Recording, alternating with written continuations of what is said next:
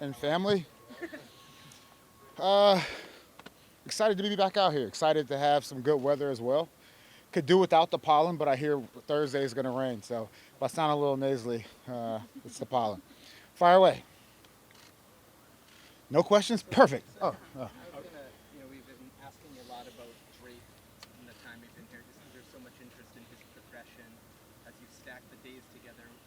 What have you observed from his progression? He's doing well. He's headed in the right direction. A lot of times people think it's this longitudinal, just straight line up to the top, and realistically, it's up and down, up and down, up and down. But hopefully, you end up still from left to right, going in the right direction. So he's doing well. You guys, I'm sure, will evaluate him today at practice. What, if anything, has impressed you about Joe Milton? Well, I think the easy thing to say is his cannon of an arm. But just his energy, he has a natural leadership skill as well, and he's been great for the room. Jerod, at left tackle, you've got Troops and you've got Caden. Kind of go through a similar transition from one side to the other. How much do you see them working with each other, and are they kind of on like the similar track right now? Yeah, they're on a similar track. Those guys are out there competing, and I would say, the one word when you look at those guys is versatility. Obviously we look at Big Mike saying he has the right side locked down, but these guys are all competing. They're able to slide to different spots, and they're working out of a sense of abundance where, those guys are working together, trying to get better. And once training camp gets here, we'll see what happens. Do you feel good about those two at left tackle, or do you kind of maybe want to keep your eye on what else? I mean, I think look, we're always trying to bring in good players. Those guys are doing well. We'll see. We'll see what happens as the roster continue to play out. Realistically, we're still early in the process, and training camp will reveal a lot. How would you describe how Alex, Ben, and TC, deal with the quarterbacks? Is there a pecking order? Is there someone who has more of a heavier hand? How is that? Yeah, 100% AVP, and this is common around the league with offensive coordinators. Usually, offensive coordinators coach the starting quarterback. With that being said, AVP and those guys have done a good job making sure the message is the same. But when it's all said and done, AVP that's the heavier hand, to use your words. I want to go back to what you said about Michael Wenyu on that right side. You said like everyone sees him as having it locked down, but not like that's not necessarily true. Are you talking more in terms of just like the competition for that spot, or in terms of him possibly moving to the left Yeah, side? just more of the competition. Look, one thing about Big Mike, remember he came in here as a guard, and so being able to play guard and tackle is definitely something that gets you paid. And Mike got paid, but it's more about his versatility. Is there any interest in trying him at the left side, or is he primarily playing? Uh, to be transparent, not right now. Okay. Yeah. With Joe Milton, obviously, the arm strength isn't something that you need to work on and coach up, but what specifically do you need to work on with Joe Milton? Sorry, say it again. Sorry. Well- I used to have the green dot, so I can't hear sometimes.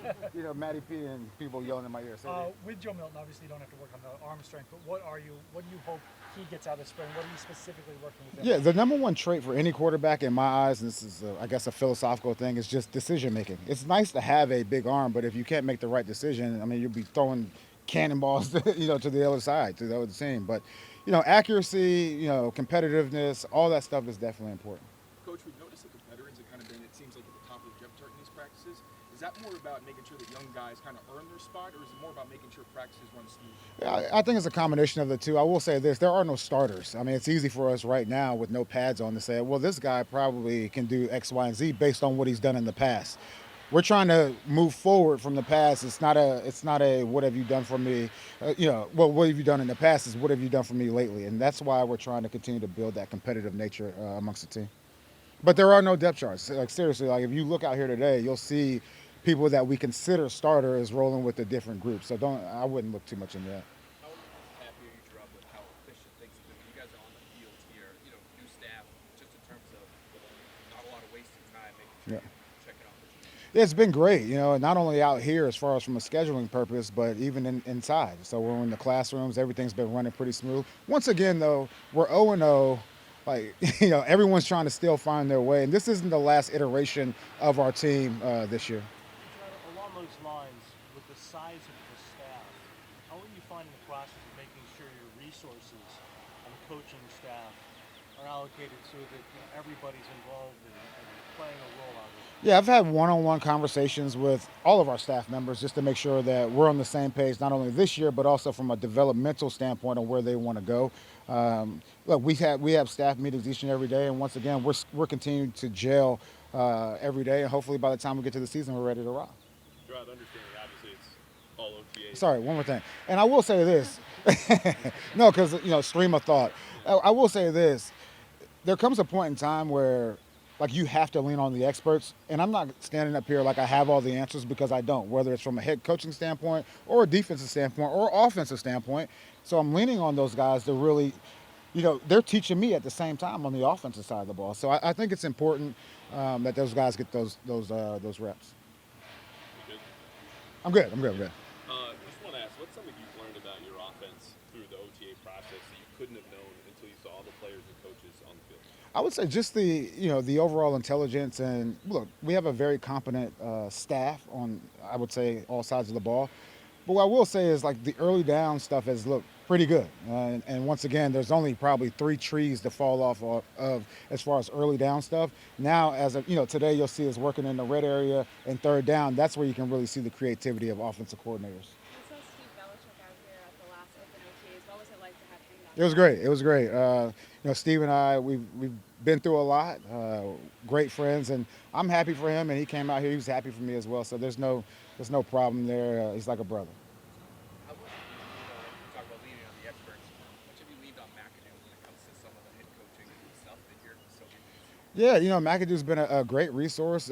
Slater's been a great resource. Evan's been a great resource. All those guys that have been in the different programs, it's been great to use those guys as sounding boards. And really, look, I only know one way. I played my entire career here. It's good to hear some of those outside perspectives, whether we're talking about out here on the field, scheduling, all those things, and then AVP and the rest of the coordinators as well having that input.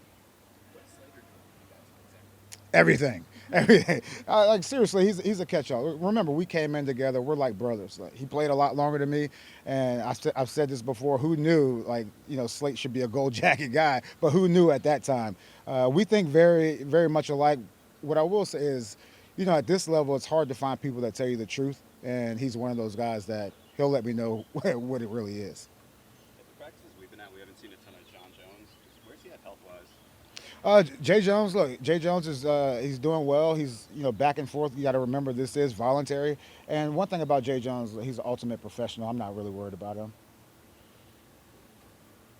What have you seen from some of the younger cornerbacks like Alex Austin, Isaiah Bolden, those guys? It seems like those cornerbacks are. Yeah, absolutely. And those guys are out here competing every day. One thing I will say, this is a non-contact camp, so we really can't get a full eval. But those guys are, every rep that they get, they're putting quality reps out there. Alex Austin's one.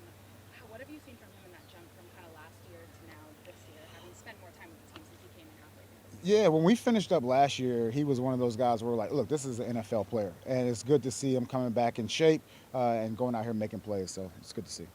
John, I know this falls under the umbrella of being a game plan team, but Christian Barmore mentioned a couple weeks ago might work some more four down in with this defense. Do you see any advantage to doing that based on the personnel you have? Do you have any thoughts about that? Yeah, it's game plan, but it is based on personnel, and whether it's three down or four down, it really doesn't matter. We're using this time. Look, defensively, we're going to be ahead because we return a lot of players, and that was one of the goals coming into the season. So those guys are, we're going to work on some different things now in the spring and also in camp. But going back to your point, every game's different. We're looking forward to having Dante Hightower on the staff. What have you seen from him so far, and has he met your expectations? Honestly, with High, it's been the same. Like when he came in as a player, he was a sponge, wanted to learn as much before he really took that step. He's doing the same now, whether he's learning from me or learning from D Cove or any of those coaches. He's just kind of absorbing it. At the same time, I think he has a high ceiling as far as a coach. And he already has the credibility as a player. Now it's time to really dive into the X's and O's. I saw you talking to Seabass on the video. You're talking about being a CEO.